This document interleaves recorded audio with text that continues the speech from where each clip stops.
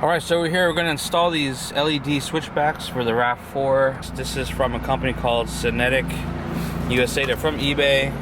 This company has a built-in resistor already, and you just plug that part into the OEM connector, and then this part goes into the bulb socket. And you can see the box says no air code, no hyperflash. That's what it says.